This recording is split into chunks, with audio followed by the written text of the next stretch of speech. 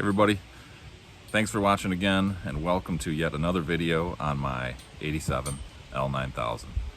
As you can see, if you watched the last episode, we got the truck in paint, and this one's going to be about reassembly, getting it back to being mostly put back together.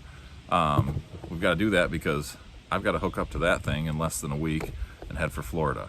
So that means we've got to some work to do on that thing, as well as that thing, to have it ready to make that drive. And in order for those two things to happen, that thing behind me that I'm sitting on has got to get out of here.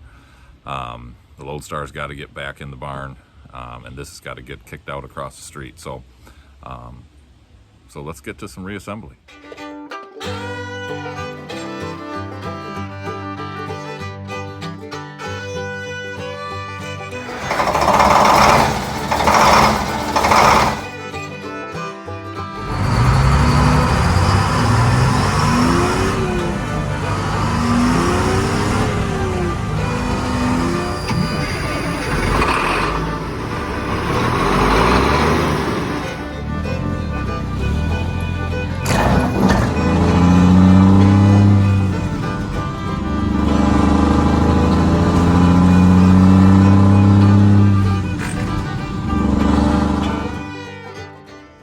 So I got to be honest, I've done a little work without you watching. Worked a couple nights this week, fought with this door. We'll get to that in a minute. And then this morning got up, my wife and daughters were going to a baby shower today, so I had them help me get this hood set, and we've got hinges bolted on. I don't have the cables and springs on yet, and nothing put on, but regardless, it's hinging and moving properly. But this has been, quite frankly, the bane of my existence. I had a couple hours one night, another couple hours last night, and another hour this morning already into these hinges. So the long and short of it is that my L9000, the yellow truck, has been in a wreck, as I've deduced. The way the L9000 system works for door hinges is it's these externally visible hinges, which are pretty stout, pretty simple. You get a slide in this direction, and then you get a slide in the other direction, so you got a lot of adjustability. But they are reliant on this panel right here, which is hidden behind a filler panel. But it's reliant on that being true and straight. And what I found is that I've got a seam right here where some work was done. I've got a seam up there, and you can also see that seam from inside the cab. And I don't know if you can catch it on video, but see how we've got a fairly straight panel down here, and then it takes a dive in, runs at an angle. By the time we get up here, I'm about a 1/2 inch inboard of where I should be, and it's also tweaked front to back. I've sealed it back up with some silicone where there were some big open gaps, but that is screwed up. So I'm gonna guess that it was probably some sort of a, I don't know what kind of a hit it was. Probably a right front end collision where the hood got pushed back up into this right here is my guess. And they patched some pieces in out of another truck, I'm thinking, and they left some pieces. Now that I dug in closer, I found where they had, I pulled some of the old pieces off of the other hood, and they'd done some modifications to get this to work. And this door wasn't ever quite right. So it's a little too late for me to now try to worry about welding in a new piece from another cab. So I've done some better mitigation work than what they did. It's still not going to be perfect, but again, this isn't a show truck. This isn't a show truck. This is a working truck that's going to hopefully look a little bit like a show truck. So I've got this door in and lashed right now. I'll show you what I've done with these hinges, but this is about as good as I can get panel gaps on this door. It's a little tight right here. It used to be a lot tighter as of last night. I got it a lot better. We've got a little gap back there. The problem is you can see here where this panel's not right because of the repairs. So if I push the door back to take care of where the gaps are to get this gap looser and this gap tighter, I then pull it into this panel and into my filler panel up here. So this is the sweet spot that is right in between everything. It's honestly the best I can get it. The only way to fix this would be to cut all this out and weld in, or swap a cab. I mean, quite frankly, that would be the easiest, but we're not doing that at this point. So what I had to do, these are meant to be through bolts, just like this one, that go through these hinges into a receiver plate that sandwiches between this body panel, or sandwiches behind this body panel. In order to get this to work and get those panels to stay in place, I fought them. I had to cut a hole here so I could get my hand in to work this where it needed to be.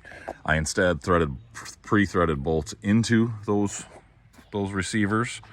And then I had to wallow out the holes that they come through to get these hinges to move forward and down to their max travel. And they wouldn't have gone that far stock, but because this whole thing is kicked back still from the wreck, I had to manually get them farther forward. So I had to get somewhere around a 3/8 of an inch forward on this one, and not too much here, around 1/8 on the bottom.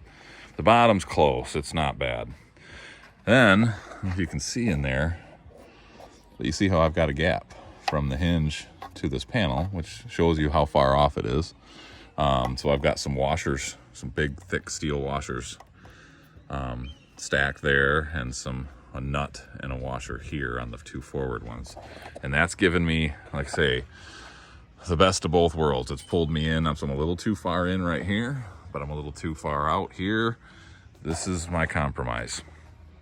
Now, what I found, because I've gone through and replaced these through bolts a couple times now from just tightening and loosening and tightening and loosening last night and this morning, and it starts stripping the threads because these are just hardware store mild steel bolts. It's what I've got.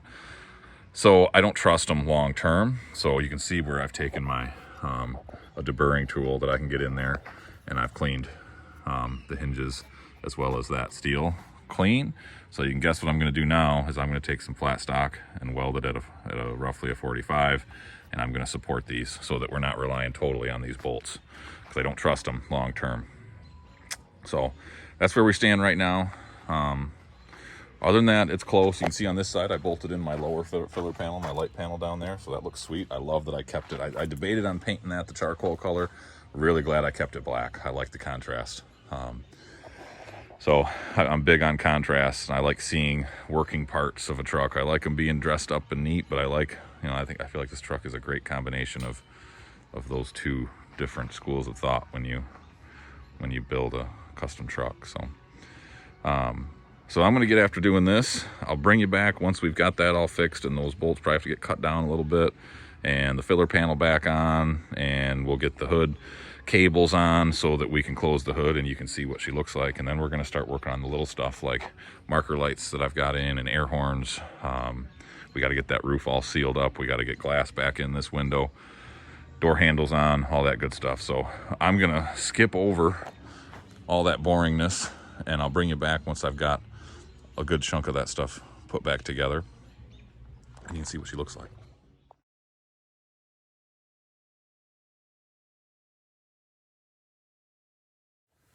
Okay, well, there she is, mostly put back together. I've got one issue, more panel fitment issues, and I guarantee you it's related to this truck having apparently been in a wreck, as you can see what I have going on there. That's not right. And compare that to here. Pushed over, and we're almost too far back. So I gotta look into it. I'm sure there might be some adjustment in these hinges. Oh, sure as shit. There's bolts right there. All right. Well then, no worries. But that's a task for another day. So as you can see, I polished them up. I had to put some actual final polish on them, but polished up and put those placard panels back on. I didn't like the way the finish looked underneath, and I kind of know. Again, I like trucks that kind of look like fancy work trucks. I don't know if that makes sense. trucks that can shine up, but you still see the functionality. So doors are actually open and closing really nice. You can see that's the finished look of the inside of the door. So no door panel, but I'm really digging this outside color, this exterior main color with this brown interior and the black accents. It really, really, really goes together well. I can't wait to see the headliner. I almost tried to put the headliner in today, but I got speakers still to install, and it's getting towards the end of the day, and I'm out of time. It's a project for another day. I've still got 2 months till the truck show, and now we're into the little nitty-gritty odds and ends. But as you can see, nice solid door close. I just went for a drive, and my God, the difference with good door seals and roughly adjusted doors is night and day. So much quieter. Coming around this way, you can see I put my air power lines. I didn't put the glad hands on yet, but I'm not sure if this is exactly how I'm going to route them. For now, I just have a bungee cord up there to keep them off the hot portion of the exhaust. I don't know what all that's going to look like just yet, to be perfectly honest, but this is what it looks like right now. And I don't have a semi-trailer, so it doesn't particularly matter. But regardless, we've got those on. You see mirrors are on, need to be cleaned up. The LED headlights are in. Obviously the wire harness has not been ran. We've got air horns on the roof, and we've got new marker lights. Those are the actual Ford L series marker lights. So I'm glad I did them. They really fit. They look right. They're what I grew up seeing on these trucks, and all the other ones looked okay. These just fit. And obviously the indents in the roof match. Everything works. LED bulbs in those, so we're 100% LED on the entire truck now, other than a few dash lights. The other dead giveaway that this thing was in a wreck was that upper mirror bracket was cut in half and welded. And then this is a replacement mirror. This isn't the Ford mirror. They have a mirror on the other side.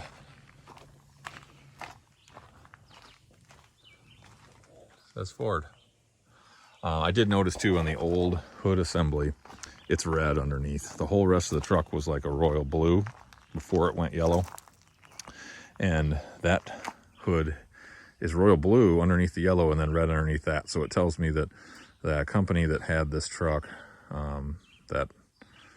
whoever it was, truck was wrecked with them. They repaired it, and then the house moving guy bought it subsequently. So that's the history there. So you can see we got the panel here. This door didn't turn out too bad. Filler panels are in underneath. Don't have lights in them yet, but we'll get there. This door's a little tighter. I gotta lube that catch yet. That's what's holding that. Had to do some monkey in there to get that thing right too.